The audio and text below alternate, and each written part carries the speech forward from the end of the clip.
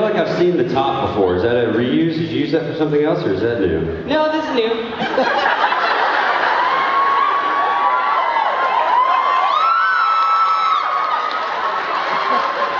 Feel free to give them a squeeze, they're really soft. I'm good. I taped them down in case you had the urge to flick it.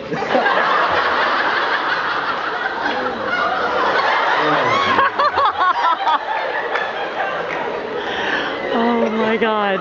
So this is still happening, huh? Who was here last night? I thought most of you were here. It's the first time I've actually stayed to the very end, so that's cool. I don't know if that was a good decision, but... We got shut down early too, so... Oh, so that did help.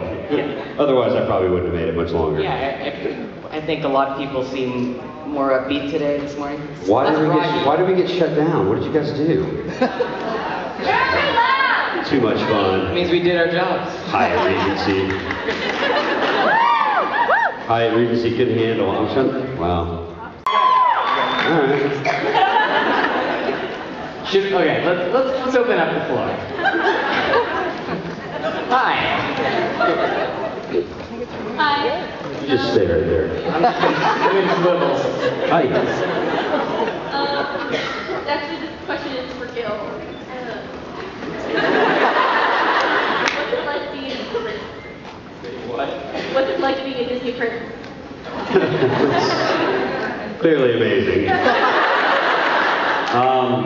You know, it was a lot of fun. I was really actually surprised that I got that part. To be honest with you, when I went in and auditioned, they just said it was a prince. They didn't say what prince it was. And when I found out I got it, I was excited to be on Once Upon a Time as a prince. And I actually found out on like a blog online. Somebody texted me and they were like, "Congrats on booking Prince Eric. That's awesome." And I was like, "Prince Eric?" They didn't even tell me, so I went online, and that's how I found out that it was actually Prince Eric, and I was very excited and very, very honored, and you know, working with Joanna Garcia was a blast, and yeah, I hope to get to go back at some point, because get to play Disney Prince is pretty cool, and to follow up like Henry Winchester with getting to play Prince Eric was really kind of neat, you know, because those are probably my two favorite characters I'm going to play. I mean, to find out that I'm a princess like this, I'm probably... Yeah, it comes with its perks, for sure. Two of them. Okay. Thank you. I'm going to put myself back over here. Hi guys, you both look great. Thank you. You too. Osric, good to see you again. So I was wondering, if you two were stuck on a desert island and you could only pick 2 members of the fellow supernatural cast to be with you, who would you pick and why? I mean, clearly I would just swim away.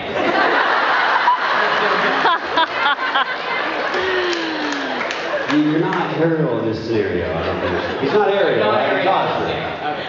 I'm not Ariel. So 2 of the other cast members? 2 together, or 2 each? So it would be 2 of them plus you, so the 3 of you. 2 of them plus... So, wait, 2 of us and 1 more? Okay. Oh, we each get 2. So you each get 2. Oh, so are we escaping Way here? too Or complicated. we're not competing against each other? Okay, so we're not competing. These are our own things. How big is this island? I would say probably about as big as the ones you see on Survivor. So it's pretty big. Okay, so pretty big. I was gonna say if it was a small island, I would probably take DJ Qualls because there'd be more food for me. There'd be more food for you? Yeah, he's tiny. If it was a really, really tiny island, I'd take Ty so I could eat for longer. That's terrible, isn't it? Okay, if it's a Survivor-sized island, I would take Ty. He could survive a good amount of time, and he could fight some bears for me. And who else? Probably Jared, just for the reach. For the coconuts? Shake the trees. Yeah. You want coconut?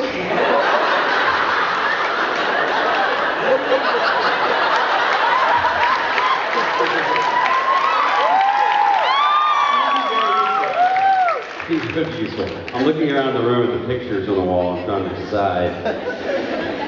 You know, it's hard to, wow, so many great choices. It's hard to pick. It is hard. I mean, if I don't really want to be on an island with any of pick them. Mark just to hang out with. You want to be on an island with Mark Shepard? That's insane. He doesn't get it. Look at that picture of Jared. How could you not want that on your island? I'd probably just pick Jared and Jensen because they could just buy us a chopper and fly us out of there.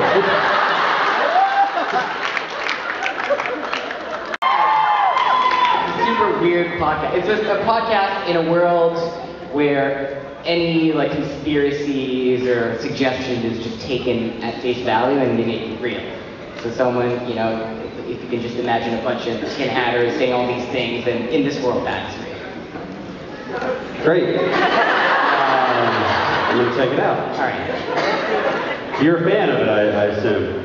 That's awesome. You are the first. What is your name? Rebecca? Rebecca, you're the first. Thank you. All right, cool. Hopefully not the last. I'll take that. Take that. All right. Hi, I'm Savannah. I was just going to ask, what is your most meaningful memory while being with the cast? Meaningful memory. While being on the cast?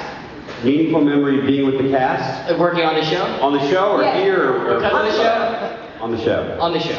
Like specifically on set in Vancouver. Yes, specifically in Vancouver with the Supernatural cast. Most meaningful memory. Ooh. Do you have one? I mean, It's the word meaningful that I'm struggling with. none of this means anything? No, of course not. Of course not. I'm trying to think if there's a moment that was like, oh wow, like that's so meaningful. Like it really hits me right here, you know? Well, let me tell you, my first day was the most meaningful. I mean, it led to this for one. Who would have thought?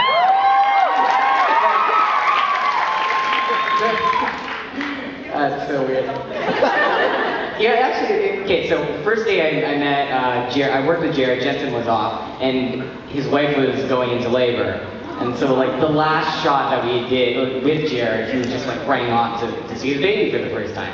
And it was just that, yeah, it was so special because he was just such a different person, you know, about to be a dad, and it did.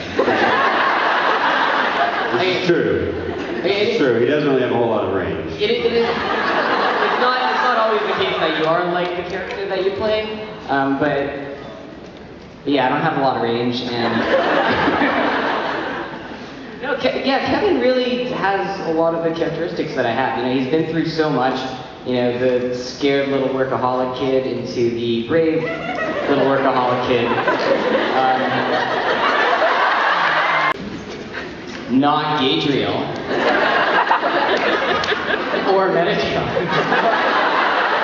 That's all I'm saying. I'm just gonna go with Cass. Mainly because I love Misha. He's a cool guy. I really enjoyed getting to know Misha. He directed me in an episode, but I never got to work with him as Castiel, which I hope that is happening at some point. Yeah. I didn't know what to expect out of Misha when I met him, because all I knew Director was... Misha was probably pretty cool to work with. He was super nice. Yeah, he was great. Acting Misha. Acting Misha was totally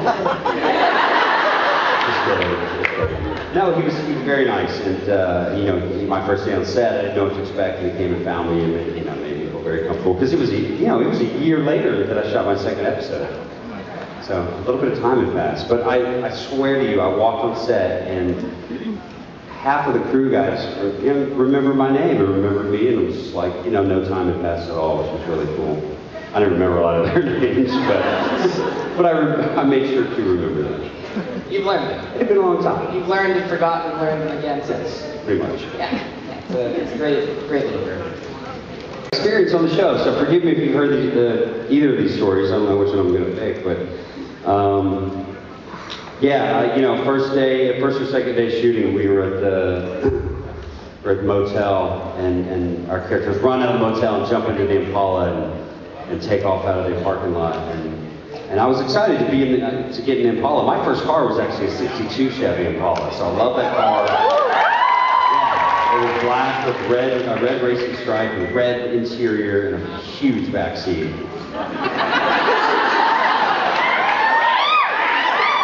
I'll take it to the beach. Just sit there alone. So anyway, I digress.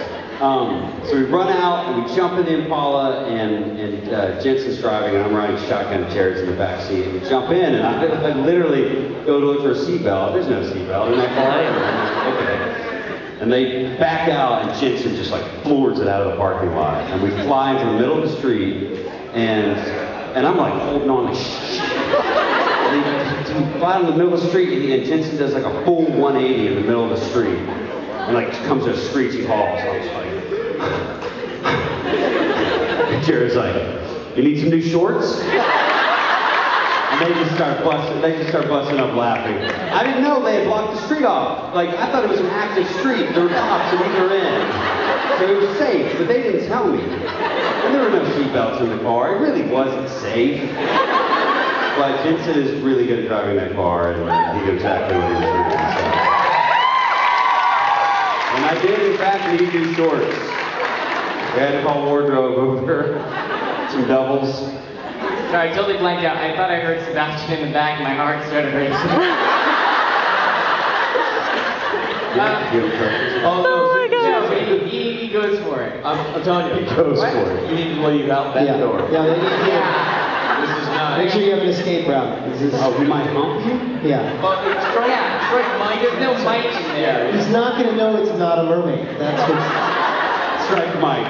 He hump you? He's gonna be married to her, and you know what I mean? They're gonna be on their honeymoon. It's gonna be happen so quick. Is he actually? Is he back? I'm not allowed to say whether it was straight or but he may and or may not be. Where's my bellhop? Bellman, please. No, too late. You gotta go deal with the Frenchie. Ladies and gentlemen, Osric Chau and Gil McKinney.